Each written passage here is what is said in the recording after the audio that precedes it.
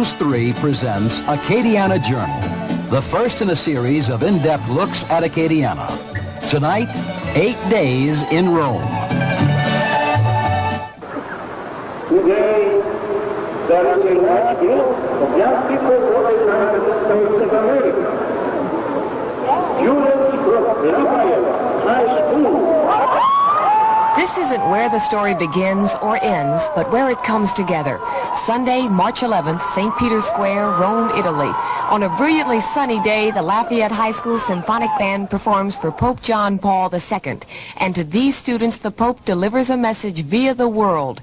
Tonight, News 3 follows 138 high school band students on a journey to Rome that will touch their hearts forever, and we hope yours as well. Good evening. I'm Laura Buxton. Too often you only hear about the bad things concerning today's young people. Well, tonight we're going to show you a very bright side. The story begins over 6 months ago. Director John Kenney relayed the news the band had been invited to participate in the 4th International Italian Band Festival on March 10th. Now the question was whether enough money could be raised to pay for the trip from Lafayette to Rome. It wasn't going to be easy.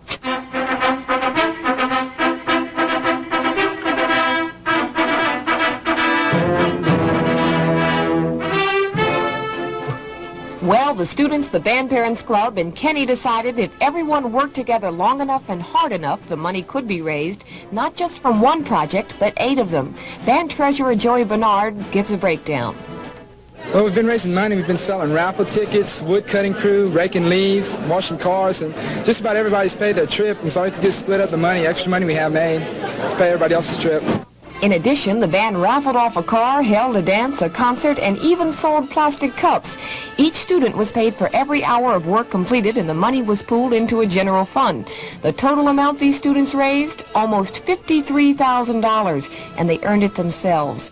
You might be wondering how News 3 got involved in the action. A group from the band approached the station management and extended an invitation to go along. Now, I don't know if photographer Keith Verrett and I were chosen because we're both graduates of Lafayette High or because we're former band students of Kenney's, but we were the lucky ones. And that brings up a point.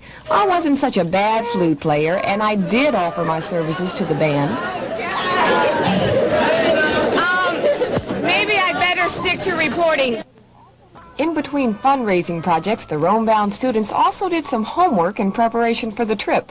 Fred Daspit of the USL Art Department prepared a special lecture and slideshow presentation to the students over 2 evenings. And by the time he'd finished, they would know the significance of Rome's impact on the world. If they could feel, I think, in Rome, as I do, that this is a place I belong and I can relate to, I think that would be best, yes, that more than any other. As for the band members, they were ready to see it all. Well, I think we'll know what we're going to be looking for, and, we'll know exactly what we'll be seeing. It'll be very fun and exciting for me, because, like I said, it's mostly for the history and the fun of seeing all the buildings and everything. Oh, I think the Colosseum, Roman Colosseum, ought to be just about the most exciting, and a lot of Rembrandt's paintings and stuff like that. That'd be fun to see. Then came the day, Monday morning, March 6th at Cajun Field. 138 band students, including members of the marching band and flag corps, as well as the symphonic band, more than 100 parents, brothers and sisters, friends, 1 band director, News 3, scores of musical instruments, and a lot of suitcases, all departing for Rome. Goodbyes were said, and then the 6-bus caravan, complete with an escort by the Lafayette Parish Sheriff's Department, headed for the New Orleans airport. After the group had checked in, and with 250, that's a long line, I asked the kids what they were most anxious to see. The Vatican. The Vatican. The Vatican. The Vatican. The Colosseum. Women. And just before takeoff, the band had something to say to the folks back home. Then it was off to Rome.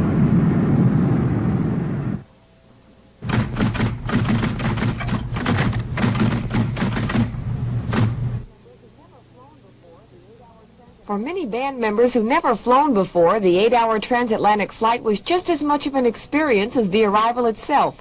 These kids lend a new meaning to the words inexhaustible and enthusiastic. Even aboard a 707 stretch jetliner that everyone wished could have stretched just a little more, almost every student made it up to the cockpit and had a ready supply of questions for the pilot and crew.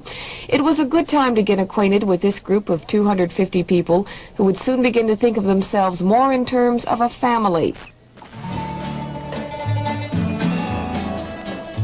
the plane landed in Rome and the band emerged a little groggy, the early spring weather that greeted them more than made up for the 7-hour time difference and lack of sleep. So it was back to the check into customs, find your luggage, and work crew, load 'em up routine, but they had arrived. The buses and guides were waiting, and even a local television crew was on hand to film the band during their stay in Italy. Take note of these hard-working fellows, the work crew, the unsung heroes of the trip, who with good humor and lots of elbow grease would load and unload the baggage countless times throughout the 8 days. And we definitely did grow a little bit from that. It's just, you know, Mr. Kenney gave us this responsibility to make sure everything gets to Italy, make sure it got on the plane to New Orleans, make sure it got back safe. And we came through, I guess, pretty good. Home base for the band was the town of Fuji, about 40 miles from Rome, a quiet, friendly town and a welcome contrast to the hectic pace of Rome. No sooner had the band settled in the hotel than it was time for their first of many genuine Italian meals, and they got into the European spirit right away. This was the night they learned not to fill up on spaghetti. It's just an appetizer, and 3 more food courses would follow. And after dinner, it was time for some very much-needed rest. As the group boarded the buses the next morning, the realization that they were actually here in Italy began to sink in. But no amount of homework could have prepared them for the magic and mystery of what they were about to discover. It's said Rome was founded on 7 hills in the year 753 before Christ. This is one of them, Palatine Hill, and on it stand the remains of the imperial palaces, a vast series of buildings built level on top of level. That's because each emperor had his own taste on what his residence should look like, and so enlarged, rebuilt, and added on to what the ruler before him had created. Right below the Palatine Hill is the Romans' answer to Evangeline Downs, the Circus Maximus. To a Roman, a circus was a racetrack, and 2,000 years ago, Romans were as passionate about the races as we are about football. More than 250,000 people viewed the chariot races that went on here, 240 days a year with as many as 100 a day. If you saw the chariot race in Ben-Hur, then you have some idea of the risk involved for the charioteers, who were ancient Rome's answer to O.J. Simpson and Terry Bradshaw. In this square, the great adventure of the Romans, the adventure of our own civilization, had its roots. The Roman Forum, the heart and nerve center of Republican Rome. It's difficult for us to imagine the importance of what was once the site of political meetings, elections, triumphal ceremonies, friends getting together, and even riots. There were once taverns, banks, and shops of every variety here. The Forum represented unity to the people of ancient Rome. Only fragments of its grandeur remain, but it was here the destiny of Rome was determined.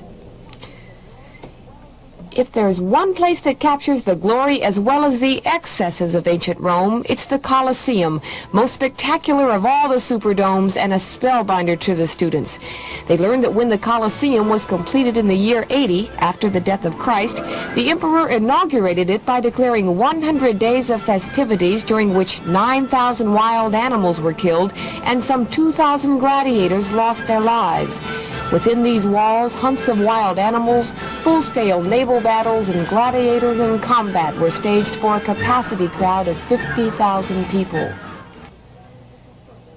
And the cross, it stands as a symbol to the Christians who were persecuted and died here. After all this history, some band members decided it was time to get back to a favorite pastime, making friends with the Italian people.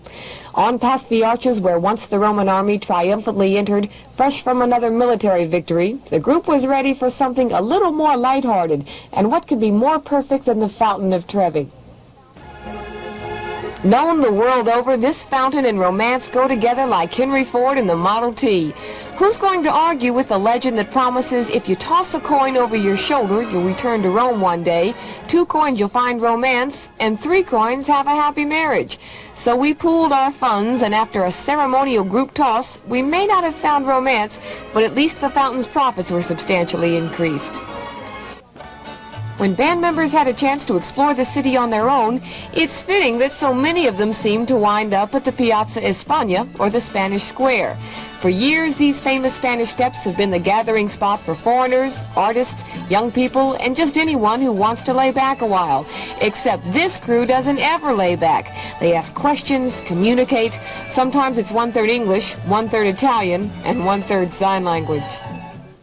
Just when band members were thinking nothing could be more incredible than what they'd just seen in Rome, the caravan pulled into the town of Tivoli and viewed a sight that took their breath away. This is the Villa d'Este, with gardens and fountains that would surpass the best of Disney World. The entire fountain and waterfall system uses no electricity, but is operated since the 16th century on a water pump. The idea behind Italian gardens is to reach as perfect a blend between architecture and nature as possible. And who's going to question the product? If anyone thinks this group came all the way to Rome to take it easy, he's wrong. Now back at home base after their Roman adventure, the band had to put on their uniforms and pack up their instruments for an outdoor evening concert in the main square of Fuji.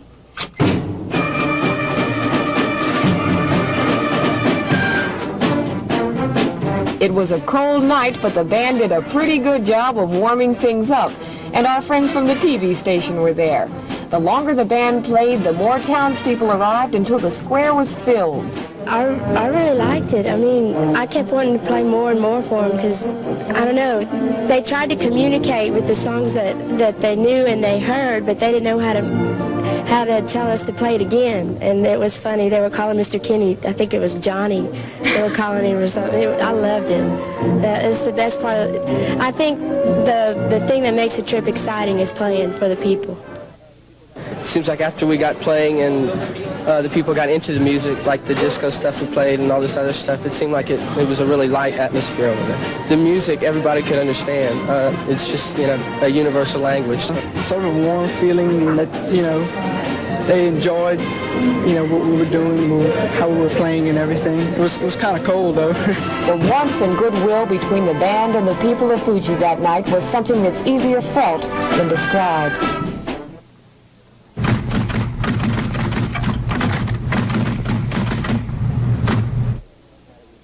It was just a sense of awe, really, that it was still there, that, it still stands in the great structures, everything there. Everything seemed in such perfect order and perfect beauty. It really did. It was amazing just to see it all still standing and knowing that people actually did, 2,000 years ago, live and work there.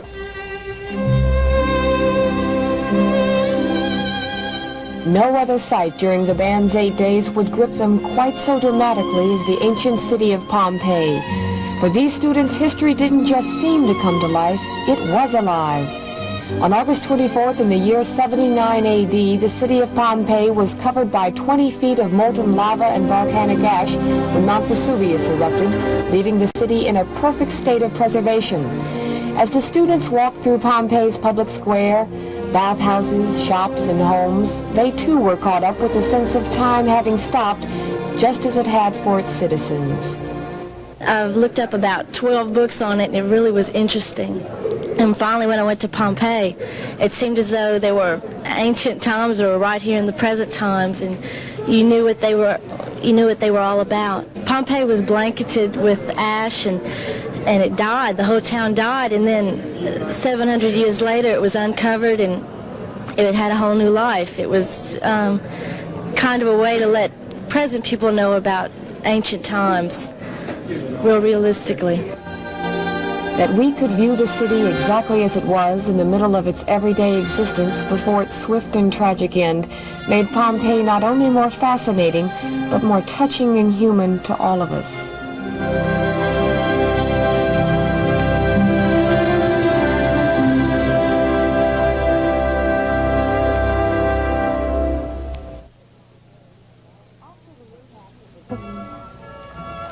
After the impact of the visit to Pompei, the long drive to the coastal resort town of Sorrento gave us a chance to clear our heads and get back to 1979. Now that's what I call really clearing the head. The town was quiet since it was off-season, so the kids took it easy, drinking cappuccino, Italy's answer to coffee, and picking up a few souvenirs from Sorrento's woodworking factory. The drive back down the mountain was, according to Keith, a photographer's dream, just so long as you couldn't see how big a drop it was from the edge of the road. In the middle of all these sights and experiences, it would have been easy for the band to almost overlook the reason they were invited to Italy in the first place, to participate in the International Italian Music Festival. Executive Director of the All-American Youth Honor Musicians, Dr. Sam Fox, gives a little background as the students prepare for their performance at the Music Conservatory in Frosinone. In 1962, President Kenney suggested that maybe one of the best ways to develop goodwill and culture is to take high school groups to South America and Europe. And then after going through South America, we decided then to go to Europe, which was into Rome, also to Spain, and to Athens, Greece. The only way the bands that are selected, they must be recommended by a band that participated before in the festival, and also a member of the NBA could recommend, and the third choice is the adjudicators that we have judged, they recommend the band. We have what we call evaluation by adjudicators, and these adjudicators only give constructive criticism. They tell them what's good and what's bad, but only in a constructive way. There is no first, second, and third, because the bands that we have, we think are all first.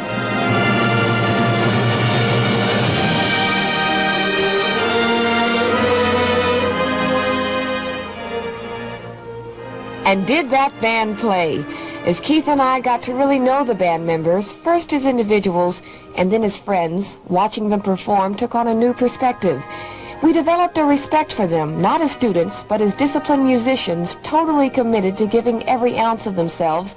And according to the glowing evaluations handed in by the judges after their performance, we weren't the only ones to appreciate these musicians. Little did the band know, while they were packing up for the ride back to Fuji, there was quite a treat in store for them. After dinner, band members were told they'd have to attend what they thought would be a rather stuffy folk dancing concert, but when they arrived at the scene, they were led into a huge ballroom, complete with a dance band and a private performance by the folk dancers that was anything but stuffy. It was all surprise arranged by the directors, and it was the first evening everyone had a chance to really unwind.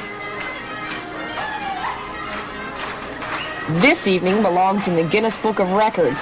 Where else could you find 250 people from Acadiana and a group of Italian folk dancers all together in a conga line dancing to the tune Brazil? You tell me.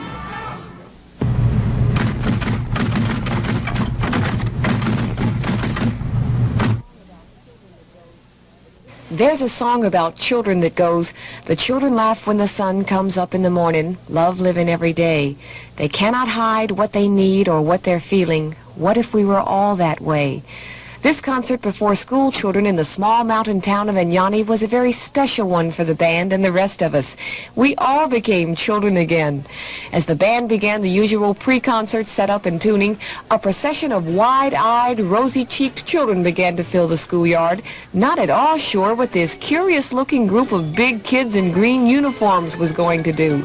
But once the band started to play, it was clearly a mutual admiration society. It's difficult to tell who's having more fun here, the band playing for the children or the children clapping in rhythm with the band. Everyone was caught up in the enthusiasm. You can't help but feel that in the future, when these children of Vignani think of Americans, it will be with fond memories of this afternoon. For this group, there are so many memories, but the one that will stand out is yet to come.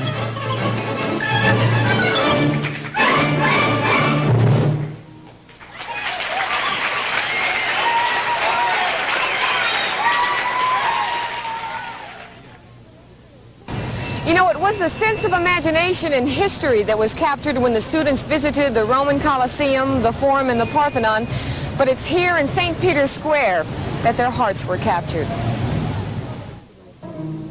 Rome is often called the city of faith, and this is its center. Watching band members take their first view of Vatican City was a sight to behold. A lot of them couldn't believe they were really here. They reacted with wonder, awe, and quiet reflection.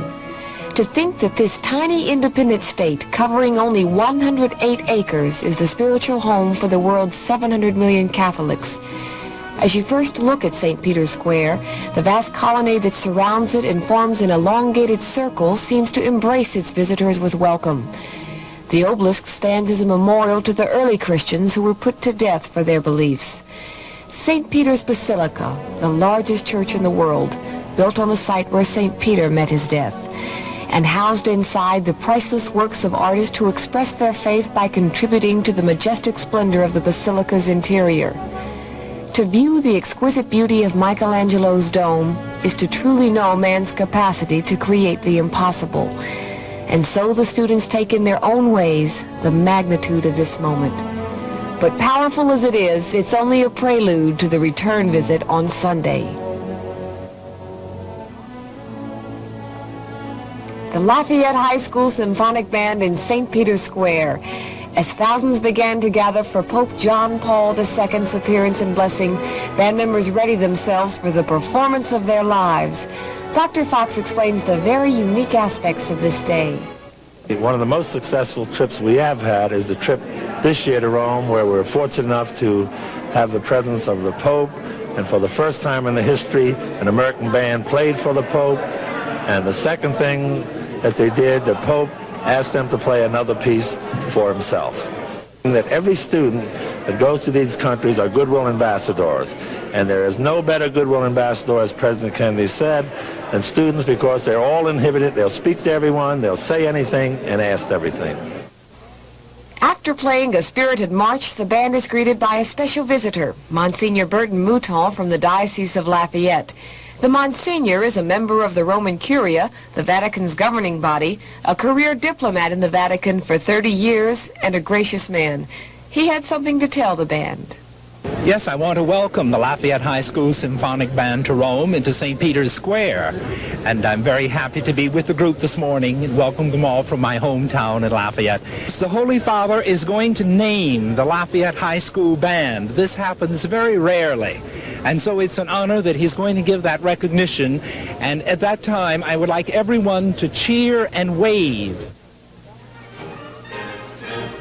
The band plays and music fills the square, while the crowd of 100,000 watches the window from which the Pope will appear to address them.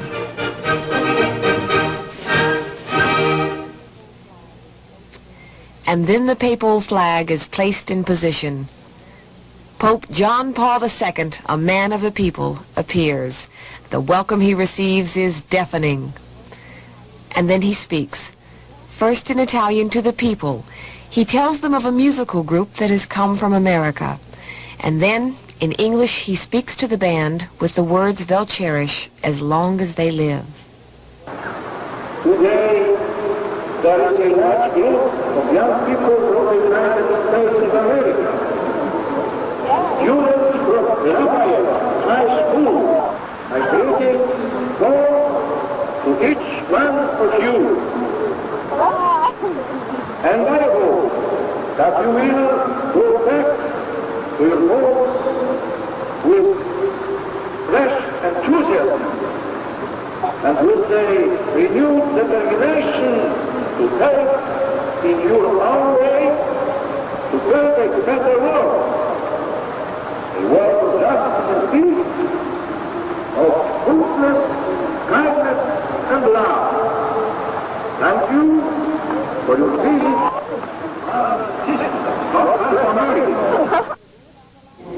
Tonight's story happened to be about the Lafayette High School Band, but it could have been about any group of kids in Acadiana. I know I've been enriched by this experience. I'm Laura Buxton with News 3. Thank you and good night.